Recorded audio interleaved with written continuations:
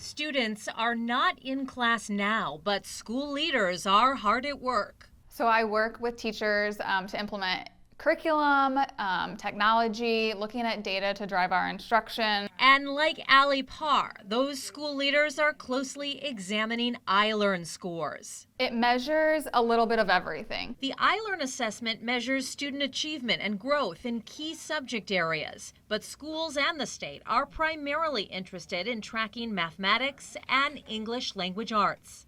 How do you feel about how all of this went? Our third and fourth grade look great. Their growth it looks good. We told you on Monday the brand new ILEARN data shows statewide only 40.6% of 3rd through 8th graders in the state are proficient in English language arts. That's the yellow.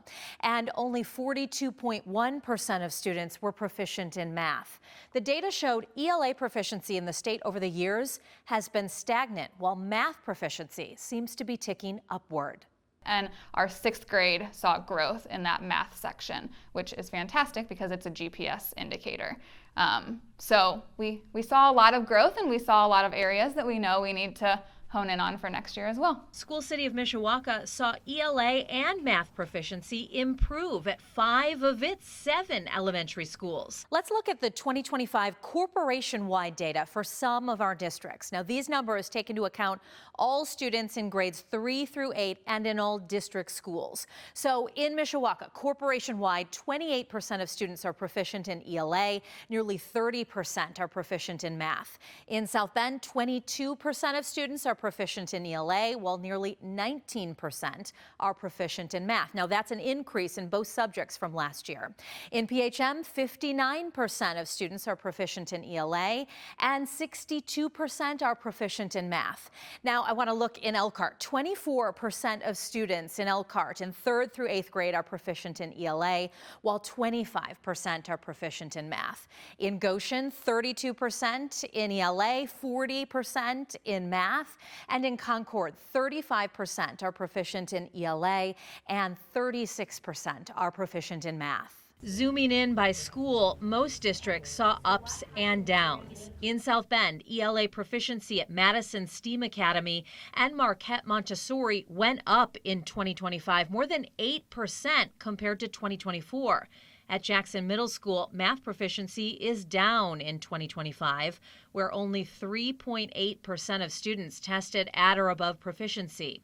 PHM is in the top 4% of public school corporations when it comes to its ILEARN scores. Still, all but 2 of its elementary schools saw ELA proficiency decrease in 2025. In Elkhart, several of its elementary schools saw increases in ELA proficiency this year, including at Woodland Elementary, which saw an 11-point increase. And in Mishawaka this year, Battelle Elementary saw ELA proficiency increase by nearly 12 points and math proficiency by 6 points. Corporation and school-wide data doesn't tell a complete story.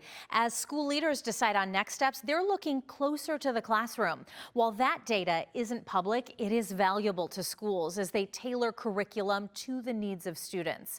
And this year, for many schools in the state, that information is more available because the ILEARN has been redesigned. We had a lot of feedback from our educators, parents, and families that wanted more real-time actionable data to better support student learning. Throughout the past year, the IDOE has been piloting its through-year ILEARN design. In schools that opted in, students took 3 checkpoint tests throughout the year before taking the big ILEARN in the spring. So what did you learn from the checkpoint process? It went well. We learned that our teachers and students are resilient and flexible. All Mishawaka elementary schools participated in the ILEARN through-year pilot in ELA. After each checkpoint test, teachers and schools could see where extra help was needed. Then students were more prepared for the ILEARN test in April. That's one thing we heard from our teachers is they wanted more data, they wanted more robust data so that they could dig deeper. Parr says Mishawaka Schools is already digging deeper, using the data they have now to help students on day 1 of the new school year. Thanks for watching. Here's another story you may like, and subscribe to the WSBT 22 YouTube channel.